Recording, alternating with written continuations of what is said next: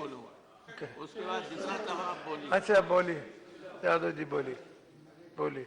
श्रीमान, आपको बहुत धन्यवाद, आपने इस बहुत महत्वपूर्ण मुद्दे पर बोलने का मुझे अवसर प्रदान किया। मुझे ऐसा लगता है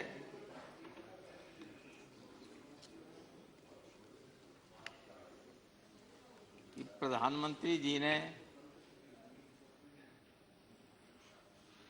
पेड़ तो आम का लगाना चाहा था, लेकिन वो बबूल का निकल गया और उसमें इतने कांटे निकले कि देश की आम जनता को उससे बहुत ज्यादा कष्ट हुआ। बड़े लोग नहीं कि बबूल के पास जाते आते हैं। माननीय वित्त मंत्री जी जानते हैं, किसी बड़े आदमी के चेहरे पर इस फैसले से सिकन नहीं आई। कोई बड़ा आदमी लाइन में लगे हुए मैंने नहीं देखा। 8 तारीख को जब ये टीवी का न्यूज सुन रहे थे हम लोग, अकस्मात आया कि अभी 8 बजे प्रधानमंत्री देश को संबोधित करेंगे, तो स्वाभाविक लोगों के मन में जिज्ञासा हुई और कुछ आश्चर्य कि क्या बात है। आप तीनों जनरल सेनाध्यक्षों से बात हुई थी, सिक्योरिटी काउंसिल के जो एडवाइज़र हैं, सिक्योरिटी एडवाइज़र, उनसे बात हुई। हो सकता है कोई बॉर्डर को लेके कोई बात हो रही हो, कोई मामला हो, लेकिन अपने सामान्य भाषण के दौरान ही प्रधानमंत्री ने जब ये घोषणा की तो मैं बाहर निकला तो मेरे बच्चों ने पूछा कि पापा क्या बात है। मैंने की बात ये है कि सामने खान मार्केट है, उससे सब्जी खरीदने के लिए पैसे अब नहीं, जो हैं पैसे वे खत्म। और हमने जाके देखो, पूरे खान मार्केट में 2 दिन में एक आदमी कोई भी खरीदार नहीं था, सिवा दुकानदारों की गाड़ियां और दुकानदार के अलावा कोई। ऐसी स्थिति थी। ये स्थिति कभी आपातकाल में भी नहीं आई।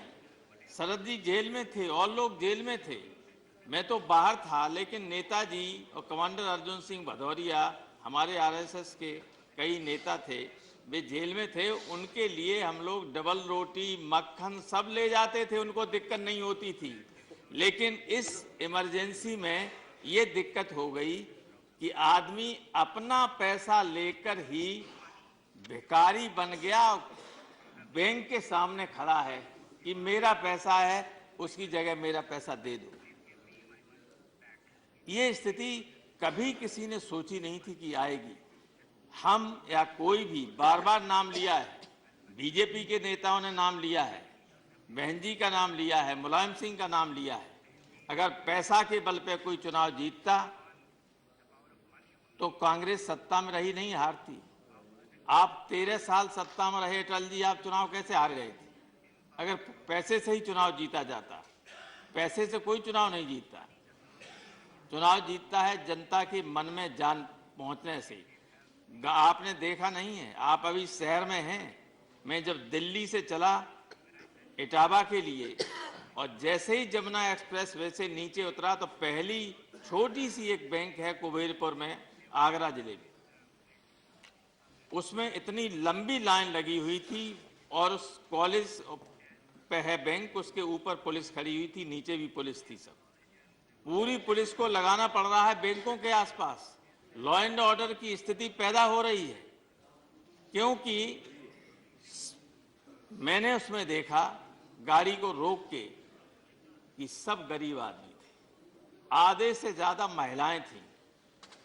हम सब जानते हैं कि ये पुरुष प्रधान देश है। महिलाएं जो नौकरी करती हैं उन्हें छोड़कर, और जो घरेलू महिलाएं हैं, हाउस वाइफ्स हैं, उनको पुरुष पैसा देता है महीने में खर्च करने के लिए, घर चलाने के लिए 500 रुपया। गरीब आदमी है, कोई 1000 रुपया दे देता है, उसमें से महिलाएं 100-200 रुपया बचा लेती। 20 साल में उन्होंने जो पैसा कमाया, क्या उसमें कोई ब्लैक मनी है? कोई ब्लैक मनी है? मैंने आज देखा माननीय प्रधानमंत्री जी की मां पैसा अपना जब लेने गई, जिंदगी भर में 4500 रुपया उन्होंने अपना रख पाया। एक एक रुपया, एक एक पैसा बचा के उन्होंने किया और बदला जाके पैसा। ये हालत हर माँ की है और तमाम महिलाएं हार्ट अटैक से डेथ हो गई उनकी। जिंदगी भर की कमाई उन्हें लगता है कि हमने 5 रुपया 2 रुपया कमा के, वो ज्यादा हो जाता है तो 500 का नोट ले लिया, 1000 का नोट ले लिया। आप देखिए जाके, मेरी प्रार्थना है बीजेपी के लोगों से कि गांव में और छोटे शहरों में जो लाइनें लगी हुई हैं उनमें खड़े हुए आदमियों को देखें और महिलाओं को देखें कि उनकी शकल सूरत कैसी है, उनमें कौन पैसे वाला है, कौन ब्लैक मार्केटियर है, कौन ब्लैक मनी वाला है, कौन काले धन वाला है, कौन भ्रष्टाचारी है। कोई भ्रष्टाचारी और रिश्वतखोर लाइन में नहीं है, उसने अपना पैसा बदल लिया है। और अगर आपके पास ब्लैक मनी आया है, वित्त मंत्री जी यहाँ बैठे हैं, तो बताएं कि कितना ब्लैक मनी आया है, कितने लोगों के खिलाफ कार्रवाई हुई है, कितने लोगों को इनकम टैक्स ने असेस किया है इस घटना के बाद। क्या कारण है? अभी हमारे एमपी साहब ये दिखा रहे थे कि 8 तारीख का ये फैसला है और 5 तारीख को पंजाब में बीजेपी के यूनिट के अध्यक्ष कंबोज जी ने ट्वीट किया है, अगर वो है यहाँ, 2000 रुपए का नोट ट्वीट किया, यही जो अभी है, आया है हमारे पास भी, आज है, मैं बैंक से, स्टेट बैंक से लिया। ये कहां से कैसे आया?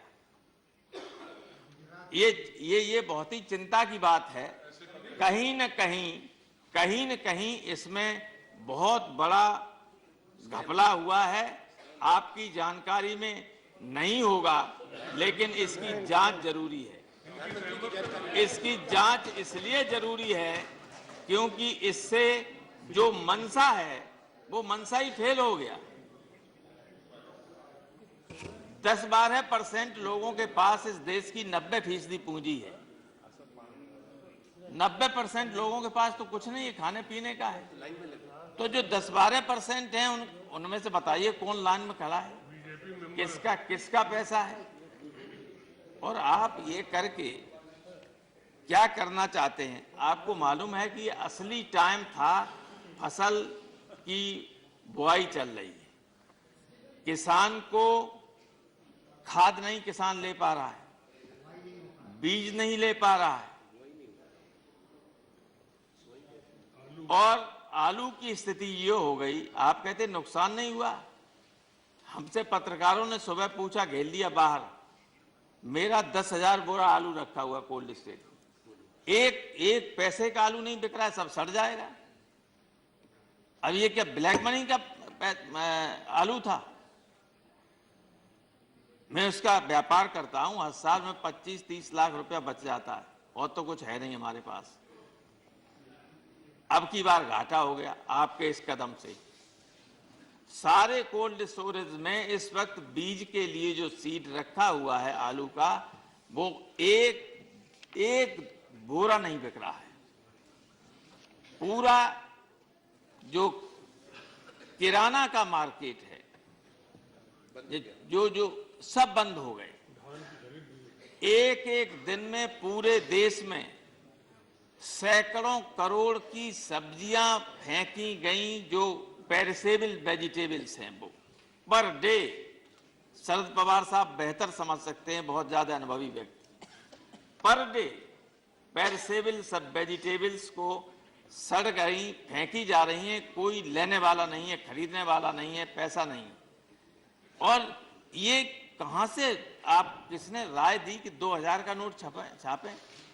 2000 का नोट आप जाइए गांव में, दिल्ली में कोई बात नहीं, खान मार्केट में चले जाइए, कोई बात नहीं, लेकिन दिल्ली से बाहर जाएं, गांव में जाएं, कोई लेगा ही नहीं, कहेगा साहब हमारे पास छूटे पैसे नहीं।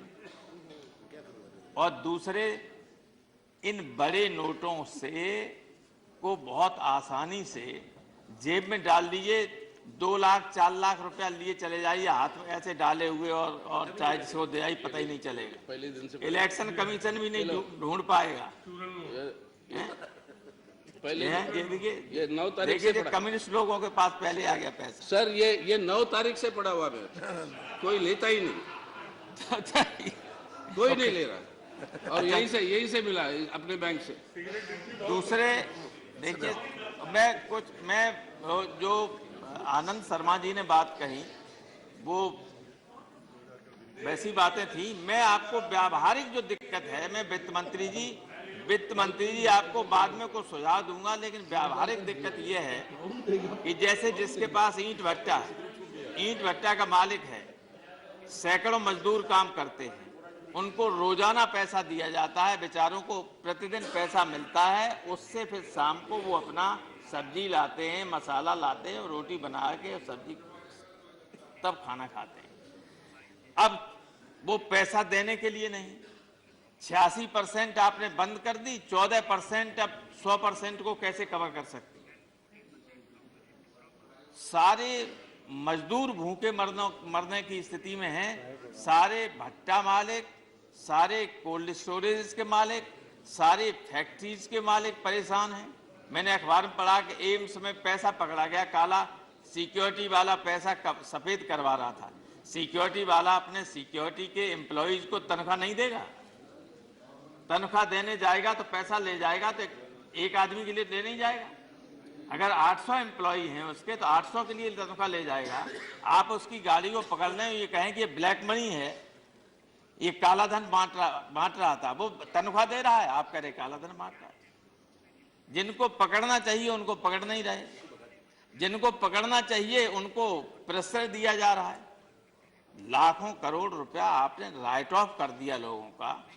मैं कहना चाहूंगा कि जिन इनकम टैक्स में भी, अब पता नहीं, हमें पहले होता था कि अगर इनकम टैक्स रिटर्न नहीं भरा है, बाबू जगजीवन राम तो भूल गए थे, उनके हम जानते ही नहीं भरा जाता है, लेकिन नहीं भरा है तो मान लो 6 साल का नहीं भरा है तो 6 साल की इनकम उसकी डिवाइड कर दी 6 वर्षों में, और उस पर जो इनकम टैक्स पड़ता है जो लग जाए। अब जिस महिला ने 20 साल में 10 लाख रुपया जमा किया तो 1 साल की उसकी आमदनी ऑन एन एवरेज 50,000 रुपए हुई। 50,000 रुपए का इनकम टैक्स लगता है तो ले लीजिए, वरना उसका खाता खुलवा के उसके खाते में पैसा जमा करवा दिए, वैलिडेट कीजिए कि ये बिल्कुल एक एक पैसा सही है, उसको कोई परेशानी नहीं होनी चाहिए। आप आश्वस्त करिए इस देश की महिलाओं को। मुझे कष्ट इसलिए है क्योंकि मैंने पर्सनली जहां जैसे सड़क से निकला, जहां जहां देखा वहां महिलाएं सड़क पर खड़ी। जसवंत नगर में मैंने रोका क्योंकि वहां तो वो मेरा क्षेत्र रहा है, नेताजी वहां से 9 बार 10 बार MLA रहे हैं, अब चप्पाल सिंह हैं, वहां सब घर घर का बच्चा मुझे जानता है। तो मैंने गाड़ी थोड़ी देर के लिए रोक दी, सब महिलाएं रोने लगी, आके मुझे घेर लिया। मैं बहुत दुखी हो गया कि मैंने जिंदगी भर अपना पैसा कमाया, अब हमें दिक्कत यह है कि ये 2-2 दिन खड़े रह रहे हैं, भूखे प्यासे खड़े हुए हैं, गर्मी में खड़े हुए हैं, और हमारा पैसा नहीं मिल रहा है इसके बदले में जो पैसा मिलना चाहिए।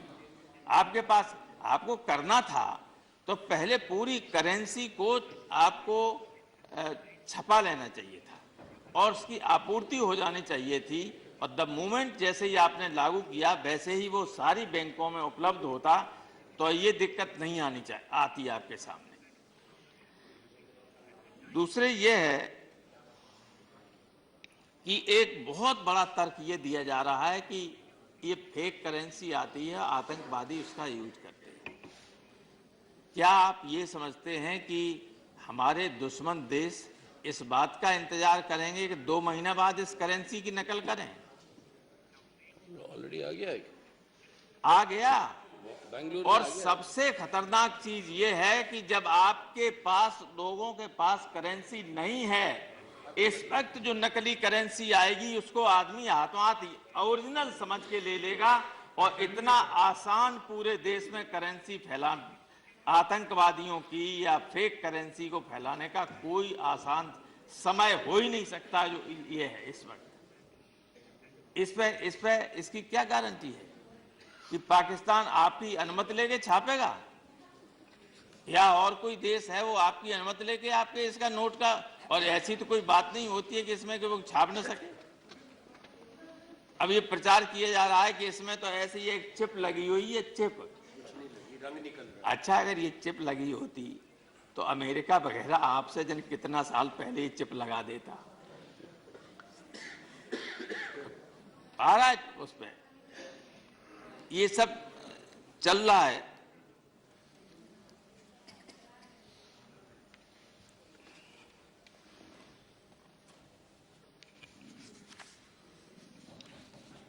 ये जो रिश्वत में आता है पैसा, या नशे के व्यापार में या उसमें और गलत तरीके से आता है, इस पे जितनी सख्ती से आप उसको रोक सकते हैं, सारा सदन उसके साथ है, कोई उसका विरोध नहीं करता है। लेकिन मुझे खेद या दुख है इस बात का कि ये आरोप लगाया जा रहा है कि जो लोग इसका विरोध कर रहे हैं, ऐसा लगता है कि वे सब काला बाजारियों का और काले धन का सपोर्ट करने वाले लोग, इनमें कोई है ही नहीं काले बाजार करने वाले और वैसे जो आपकी कॉन्स्टिट्यूएंसी मेन है, मेन कॉन्स्टिट्यूएंसी माननीय वित्त मंत्री जी, वही सबसे ज्यादा प्रभावित है। और जब आप वोट मांगने जाएंगे तभी आपको अंदाज नहीं, आपको लगता बहुत बढ़िया है। ये कह रहे थे अभी गोयल साहब बोल रहे थे, बड़ा लोग प्रसन्न है, लोग प्रसन्न हैं। मैंने कल परसों कहा था कि अगर गांव में चले गए आप वोट मांगने, तो महिलाएं जो रोटी बनाने वाला बेलन होती हैं, उस बेलन से पीठ एक सी कर देंगी। ये हालत है आज के दिन। अभी जल्दी चुनाव मत करा देना, अगर जल्दी चुनाव करा दिया तो आपके कार्यकर्ताओं की पीठ पे हल्दी से सफाई करनी पड़ेगी, महिलाएं इतना मारेंगी। ये एक रियलिटी है, मैं यूं ही नहीं कह रहा हूं, मजाक में नहीं कह रहा हूं। और